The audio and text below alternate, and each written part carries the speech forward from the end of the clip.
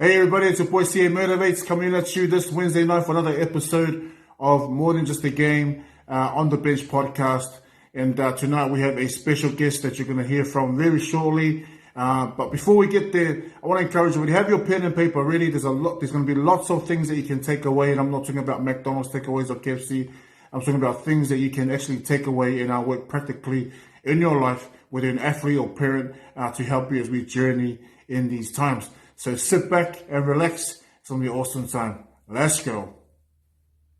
Hey, what's up, everybody? It's your boy CA Motivates, and we are here live this evening with a brother of mine. He is a pioneer in mentoring athletes and also helping athletes through some of the toughest seasons in their lives. And want to welcome to our podcast this evening, Brother George Dansey, or should I say Pastor George Dansey. Welcome, George, to the More Than Just a Game podcast. It's awesome to have you with us this evening, man. How's everything going up there in Sydney? Yeah, everything's going well. The weather's good. I'm stuck at home in the backyard. My wife's a florist, so nice. I see all the plants around. But, it's been good. I've been enjoying the season. I know everyone is in lockdown somewhere around the world. So we're just enjoying the time with the family and 3 kids, but also working from home too has been a new experience. Awesome. Well, we just want to say thank you, man, for you've been a massive supporter of what we've done. I've known you for many years now, and you've spoken at our conference, I think 2 or 3 times now. So every time we get a chance to talk to you, man, it's always a blessing, and we always leave with our cup full right to the brim. And that, so want to thank you and thank your wife as well for giving you to us for this next half an hour. So massive thank you to Mrs. Dansey and also to your kids. Bro, I just thought we'll start off with a warm-up question. You know me, man. I love my warm-up questions. Yeah, you do. And, I've had a few in the past, but I got one for you, and this is from one of the young athletes who put this through, and that is about superhero. And the question is, if you if the Avengers recruited you, okay, this is pre-superpowers, which superhero would you be, and what extra superpower would you add to that superhero? Oh, I'm not big on superheroes, but the one that flies, any superhero that flies, I mean, Superman. Yeah. Who else? Iron Man. I think they all fly, but just having an extra power. But the extra superpower I would have is while you're flying, you can cook at the same time. So you have the best of both worlds. I obviously being Fijian, I love food. So if you're flying and eating at the same time, it's been good. Maybe flying and cooking a lovo at the same time, eh? Lovo, curry, chop suey, everything. Bit of kava. That's just the hydration, just to keep it hydration, Oh man. The second question, and this is one you got to answer this carefully, because one thing I don't want is for you to be told by Mrs. Dansey to sleep on the couch. So your wife, okay, what is your favorite dish that she cooks and why? Well, there's 2. So she before I met her, she always cooked. We were dating. She would cook chicken schnitzel, rice gravy, like a homemade chicken schnitzel. That's good. Now we're married. She cooks curry, believe it or not, curry. Ooh. And so chicken curry, lamb curry, rice. Now she's starting to learn roti. So every time there's curry on, you know how you walk into the house, you can smell the curry in the air. Oh man. Yeah, you can't have a curry without a roti.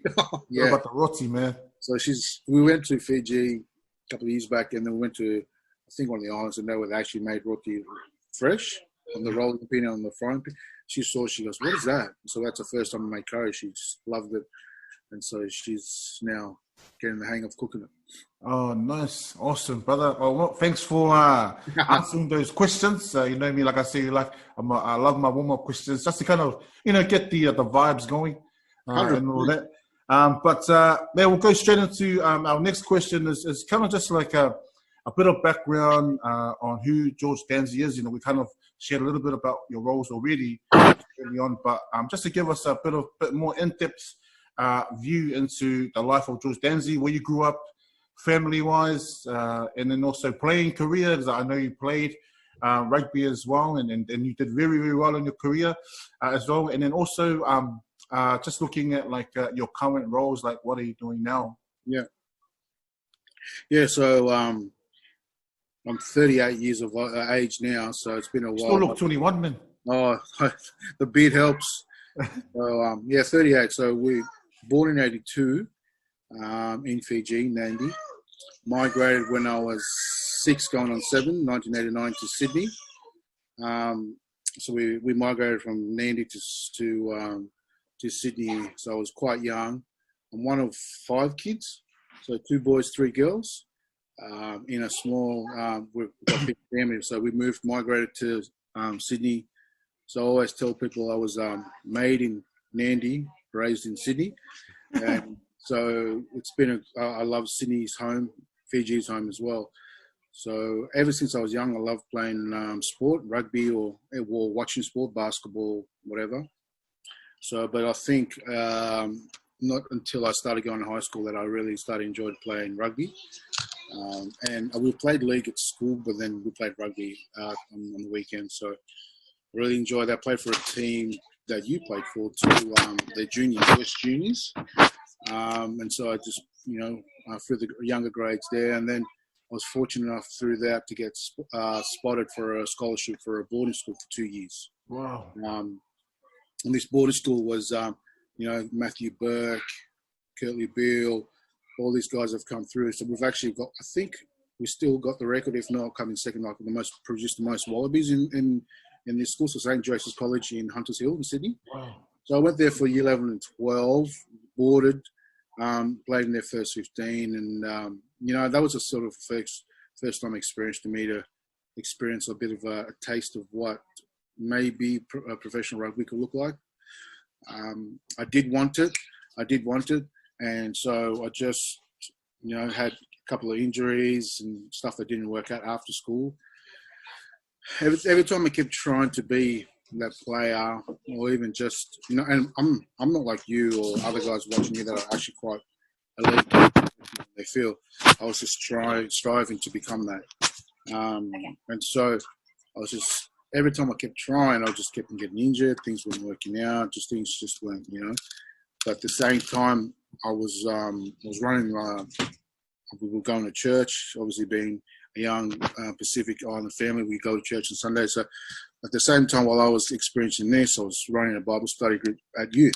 Wow. At the time, we started going to a church called Hillsong, and I was one of the youth leaders there. So I just ran every Tuesday, Wednesday night. I just ran a men's group, boys group, and so every time I'll get injured or try to be this person sporting, professional athlete, I kept getting knockbacks, but at the same time, I kept getting more inroads with people in this Bible study group. They were getting some sort of issues we'll help out with, and so my actual heart opened up to this side more than it did to this side.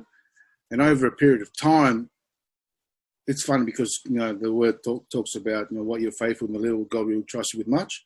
Mm. And so I feel like these little small groups of people, they actually, some of them were playing professionally, and just to continue to walk the journey out with them, be their friends at that time. We're still friends now. We still talk to each other now, all these 25 years later. And I think how faithful God is when you have the small, and those are the people that actually open doors to what I'm doing now. So, now fast forward from that, I'm trying to condense it all because I know we haven't got much time. So running a small group, and then one of the players, he actually played for the Parramatta Eels at the time, PJ Marsh, and he said, "You know what, George, you'd be a very good chaplain." And I'm like, "What chaplain? What's that?" He goes, "No, like you're very, very good with just talking to some of the players. You understand what sort of pressures they deal with. Some of them don't have people to talk to. They don't have to talk to their partner. So if they come to you, you can they can feel comfortable. They can talk to you, and you're not going to really, want anything from them. besides their size 10 Nike sponsored boots or no. Gears, the gears. But and so he actually sowed the seed in my life, PJ, about doing this. And so I actually a couple of years later looked into it, did a course on sports, becoming a sports chaplain. I didn't realize like this actual world did exist. The world it wasn't prominent as it is now, but it was there. So I did like a course, and I didn't realize when I was doing the course, I was like, oh, this is what I've been doing, running a Bible study, just encouraging people, supporting people, and just speaking life over them, finding a safe place. And so over these years, it got me to a point where now I ran a Bible study with 4 or 5 professional athletes in them. And then one of these players I was actually catching up with during the week. And so he said, come up to the club. As I was waiting in the reception area, the manager of that football team said to me, he came out and he goes, hey, are you George?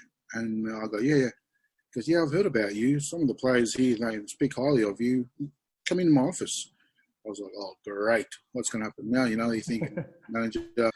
He goes, oh, we got into his office and he said, look, the chaplain that's here, he's sort of transitioning. He's moving on.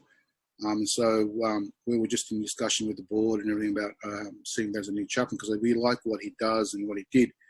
And the boys have been talking about you. So, why get someone else when they already know you and make it easy? And I was like, yeah. I didn't know like what I was getting myself into. I said, yeah, I'll be in 100%.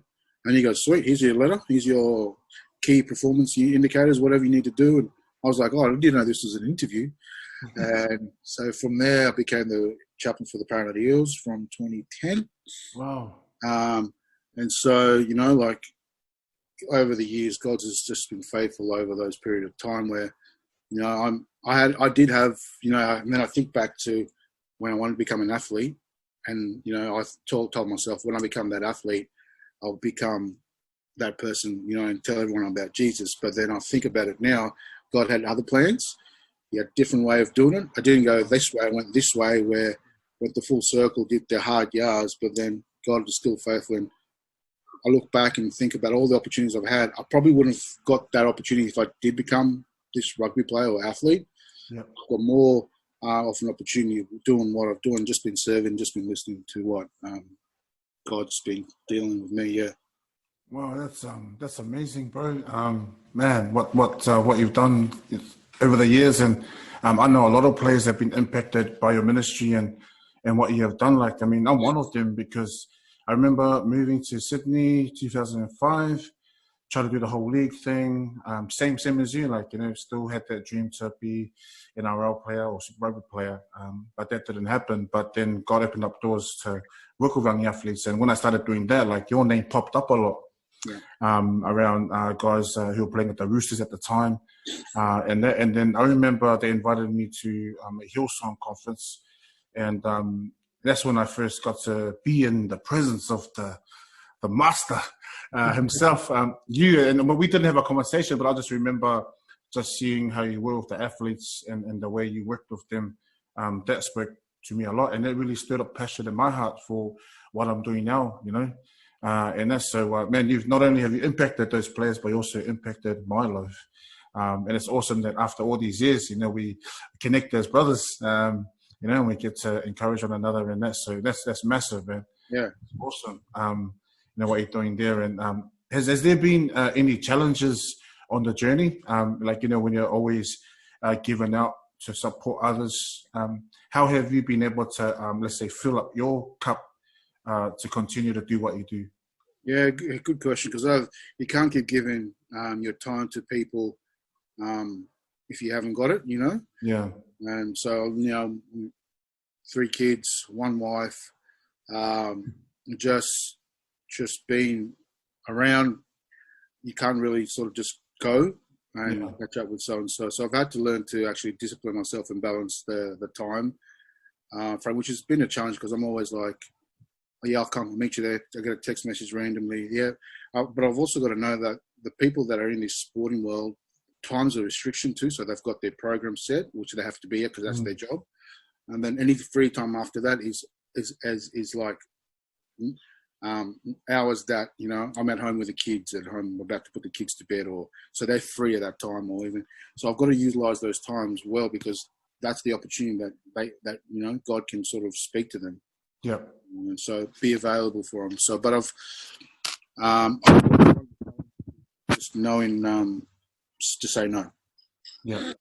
Because I'm always wanting to help people, and so if I'm doing that, I'm actually not helping myself. Because if I think someone told me, if you're not pouring into you, you can't pour into any other people. So you've got to make sure that your cup is full, like what you just talked about and said, to impart into others. So I've just got to make sure that, first of all, if I'm not healthy, spiritual wise, or even just mentally, make sure I'm just making sure I've got a good set of friends around me that can speak into my life and encouragement. So I think the challenge of actually having good friends around you that are actually going to speak to your future and know who you are. And I think the challenge of time, managing your time well, because everyone's got 24 hours, it's a matter of how you deal with it. And I think just recently, it's just to think big. Wow. Which is my thing is, like, especially now in these uncertain times, just the ability to think bigger, because now we're condensed to our home and wherever else. So just to keep thinking bigger, because that's when the creativity starts, and that's where God works too, because He's like, nothing's going to restrict me of preaching the gospel. Yeah. And just the ability to keep thinking. It's a challenge for me because I'm not that way inclined. So maybe for you guys, it's quite smart, but I just like, okay, how do I think big? Get around people that can speak to you, read more books, read stuff, read the Bible, that sort of stuff. Yeah. That's awesome. That's great advice, bro. Because I know a lot of because we work mainly with younger athletes. I know, like with you're working with athletes that are already there, who are close to being there. But the athletes that we work with are there, like young teenagers that aspire. They want to be there. So just hearing your advice on making sure that, number one, having the right people around you is important. People that speak life, but then also dreaming big. Is important, especially in these times. Like for these athletes, they've been training hard for all off season, like in our program, like 20 weeks. We've had tours that have been, put in place, and then for that to be, put on hold, and then for club to be put on hold. It's so easy because there's distraction. There's probably more distractions in these days now than in our day. Yeah. That the kids will be like, oh, you know what, man, don't worry, but I'll just go on Fortnite, or you know what, I'm not gonna try anymore. But I think what you touched on, as in continuing to dream big, especially in these times, is really, really important. Wow, that's awesome, bro. Wow. So, I want to call you the professor now. Oh, that was straight from university stuff there, man. It's actually, just call me George, please. That's cool. We'll move on to our next question. You've already mentioned what helps you in these times, as in like your faith. And all of that, and also your family, which is important.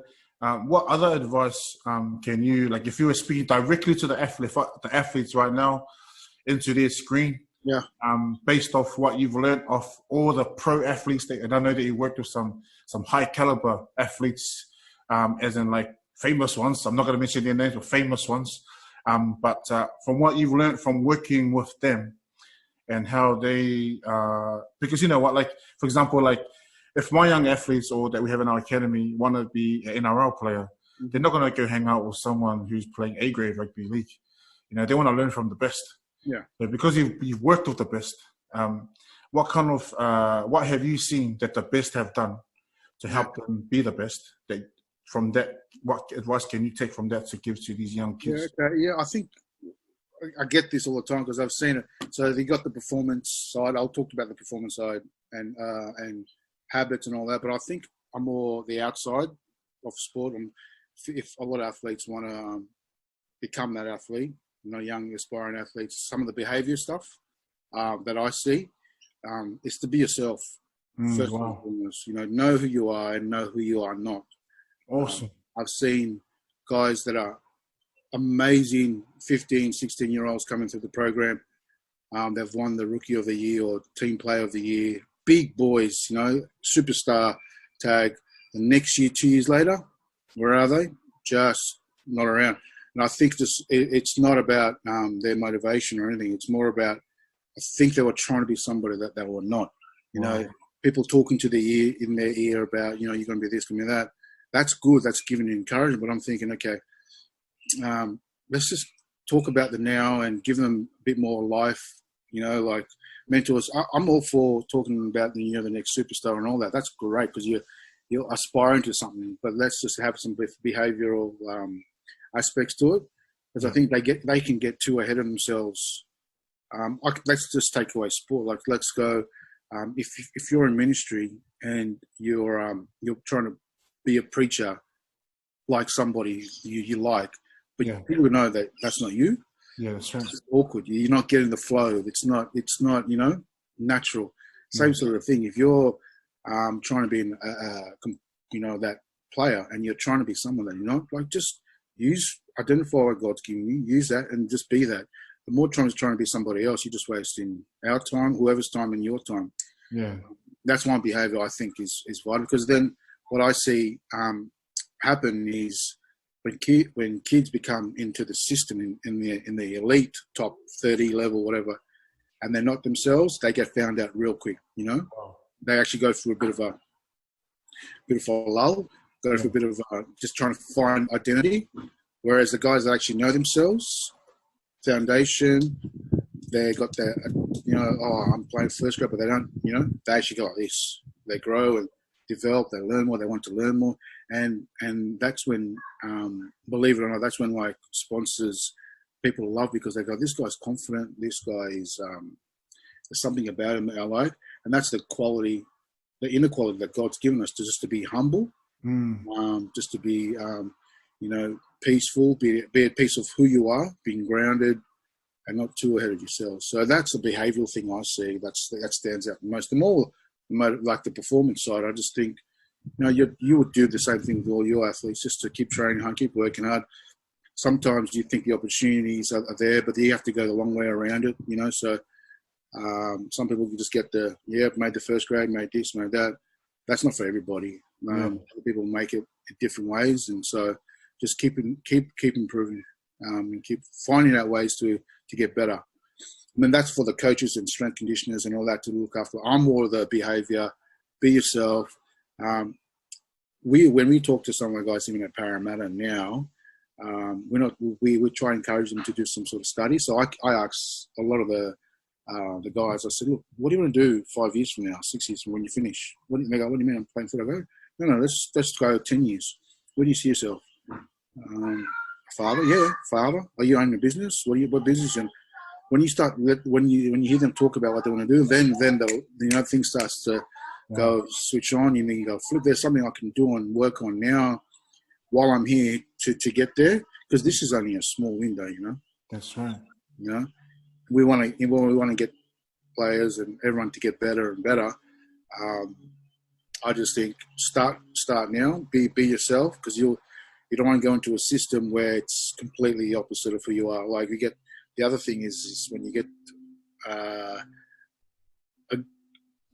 a kid going that's got a bit of that's sort of hasn't got much of a spiritual element or backing, but then he gets to a system where it's just complete opposite. Everything's about drinking. He gets swallowed up by that environment. Yeah. And so when you have a strong faith-based upbringing, man, it stands out, because people go, there's something about that kid that I like. He doesn't swear, he doesn't drink much. What is it about? And PJ talks about it all the time, about Ali. He talks about Ali Lautiti, and say all that sort of behaviour stuff, it stands out for some of these guys, yeah. Oh, that's awesome. I love that, man. I love how you touched on like being yourself. There's a book that I'm reading at the moment. It's by John C. Maxwell, called Three Things Successful People Do.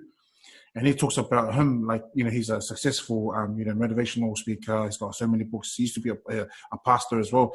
And so he shared about how he had to find out what's John Maxwell. Yeah. And then stick to that. He was all about leadership, communication, speaking love to people. Yeah. That's been his message his whole life.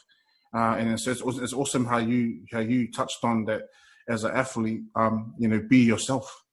What makes George Dansey. You know, you love people, you love your family, you know, you're about the gospel, and that's you, and that's your message. And it's the same for me, and so for athletes, it's really, like you're saying, it's really important to be themselves. And like you said, like having a that's important. Like you said, like having like for those that have their faith base, it's kind of like their non-negotiables. They kind of like realign them. You know, like it's kind of like your measuring ruler. So if you kind of step out of line, you can always get back in line. Back in line. There's sorry to cut off, for all you guys that are in France or wherever the world watching this that actually play professional or even you know, about to step in 1 year or 2 years. There's a stat, because I'm part of like a research thing as well. Like, so there's a statistic that says that people that retire, because when athletes retire, they go through a bit of a dull moment because they're not getting the arenas, the adrenaline's not rushing anymore because they've just retired. There's a stat that says that you're going to go down. You're going to go down at some point, but to get back up, the people that actually get back up quicker than normal athletes are the ones that actually have a spiritual base belief. Wow. So people that actually retire, whatever sport, if they have a spiritual belief, they tend to dip, but then they get back up because they know they're not attached to their sport. Their sport just doesn't own them. It's like their inner spiritual just kicks in and go, okay, that season's done. What's the next thing for Chris Aho, you know, or whatever. But that's, to me, that's like, wow, that's powerful because, and this is the sporting body telling us that's a statistic that's quite significant. You know, like people that have a spiritual based belief recover better during retirement because, you know, they can get through depression or whatever. Yeah. Well, that's awesome. So if you're watching, make sure you write that down. Write down the stat and make sure you're watching. You're writing down all these awesome takeaways. And I'm not talking about McDonald's takeaways. I'm talking about takeaways from George, the man himself. And it brings us to our last question, George. You know, this year the theme for Ainama is momentum, and you know, it's kind of like in season because you know, how do you maintain momentum in the season that we're in? And we had you down to speak at our conference as one of our main speakers, and we're going to get you on later on in May to be part of that. But what's something that you can share with the viewers now, how they can build momentum in these times and maintain that moving forward? Yeah, I'm going through it right now, bro. So I mean, the question you asked me, I'm like, I'm living in it right now. Wow. Momentum is like, you know, something that you just go with what's happening, right? And I feel like right now I'm just reassessing everything, reassessing what George Dansey, what God's telling our household, where God's directing us into. So I feel like the momentum's it's not finished. It's still going. It's just now going to a place where we're reassessing everything and going, okay, all right, God, you still in this? Let's go. Where you directing the path? Wow. Like you said before, you know, I think he directs the path. We choose the steps, or he chooses the steps. And I feel like, you know, we just got to figure out in our mind, okay, what are the things that, you know, God's moving, the fruits that are showing, and work with that. The momentum of sports chaplaincy and being a chaplain is, in this point, just to check in with all the athletes, see how they're going, because this is when the actual true colours show. That's right. Of being a chaplain, when you're checking in, seeing how their families are. And believe it or not, in this point, people are watching everything. People are watching how you're living life, how you're going. They know through social media and everything. So like, it's because, you know, churches online, everything's just been highlighted of the lifestyle. So I'm very cautious of that too. I'm just thinking momentum-wise, it's like speaking life. A friend of mine is actually just reading a song called Joy, and he's releasing it next week. And some of the words are very powerful, but he just talks about, and he wrote the song not knowing we're going to be in lockdown, and then it's more evident now. So I'm thinking, man, some of the things that everyone here that's watching, you know, that have aspired to or want to do, I'll say just go ahead and do it. Start with a small and keep going, because I feel like and we are living in uncertain times, but that's not going to limit me from what I'm going to do. I'm going to keep on doing what I'm doing. People just give up and they just go into the fear mold rather than the faith. I feel like the dreams there's more dreams that should be starting up now. There's more determination. Chris, with all your athletes that are at home training, make sure you train. Make sure you discipline. 40 minutes, 45 minutes of hard work, and you're at home too, so there's no excuse. So all these things just come back to how you personally live your life, and that will actually force us to live a season of momentum where everything goes back to normal. I keep telling to the people that I say or that I text and say, like, if you're not changed through this virus thing and you come out of it not changed, I don't know if you're ever going to grow, because you should be able to grow in this period, if it's mentally, spiritually, or even just, reassess and think of life after. I don't know if that makes sense. No, that's powerful, man. Like what you shared there, bro. We take a lot away from that, man. Like using this time to, like, his momentum is not just about moving. Yeah. It's also like they're saying here, like, slow down to speed up. So like, take that time out to kind of, like, while things are moving, like, you're thinking at the same time, reassessing, okay, what's important to me right now, and like you're saying, like, where does God want to move us? But also, like what you said, that's important what you said, man. Like, if you can't grow out of this, man, like, then, then there's something definitely you got to look at. Yeah. Because this has actually forced everybody to, change things in a big way as well. Like, like you said, there should be more dreams now. I just think the businesses that have kicked off doing viruses, alcohol. There's more alcohol being sold online anyway. Yeah, that's right. All those other websites. Everyone's, I'm like, people are definitely doing something at home. Like, this is the opportunity for everyone to go, okay, there's no excuses now. It's on me. Yeah, that's right. Yeah. I think there was another quote that a podcast I listened to this week, and it was saying that success has no sympathy for excuses. So, like, you've got to, out of when this all finishes, there's got to be, some massive changes. So, man, some awesome takeaways there. Like, again, boys and girls and families, I'm not talking about McDonald's, KFC, I'm talking about some real takeaways, some soul food, and that you can apply to your life and help you to continue to move forward and build momentum in these times that we're in. George, man, that's our time. Man, I just want to say, yep. Before you finish, wrap up, I feel like I want to pray for everyone here too. Yeah, man. Go ahead, bro. Oh, Lord, I just thank you before the lawnmower goes next door. Just want to say, I pray for everyone that's watching. You know exactly the season that they're in. Yes, Lord. And you will get them out of it, Lord, through the trust and faith in you. No one else but through Jesus Christ, Lord. And we thank you so much for everybody. Keep believing. We keep getting better. Thank you for Chris and Iron Armour, Lord, that just goes from strength to strength. Thank you for their determination and their behind-the-scenes hard work and blood, sweat, and tears. We thank you. In your name we pray. Amen. Thank you, George. Thank you again, brother, for coming on board, man. It's been a blessing having you. Like I said, every time we get into conversation, whether it's through text or through this, I always leave with my cup not just full to the brim, but an overflow right down to the saucer.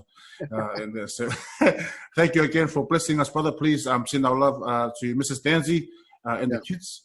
And we look forward to seeing and hearing from you at our Momentum Conference in May, bro. But bless you, brother. And thank you, man. Thanks for your time, man. No worries. See you. There you have it. What an awesome chat with George Dansey. And, very blessed with what he shared tonight. I'm sure you watching are blessed as well. And that there are a lot of things that you took away from that. And so, George, thank you again for coming on board, and thank your wife and your kids for giving up that time to come and join us on our podcast. And we wish you and pray blessing over you, especially in what you do with the pro athletes and also with your family. And that's us, team. Next week, we're back on again for episode 3 of More Than Just a Game on the Bench podcast with our next special guest, which will be promoted this week. So make sure you stay tuned and stay locked in. It's your boy CA Motivates. Let's go.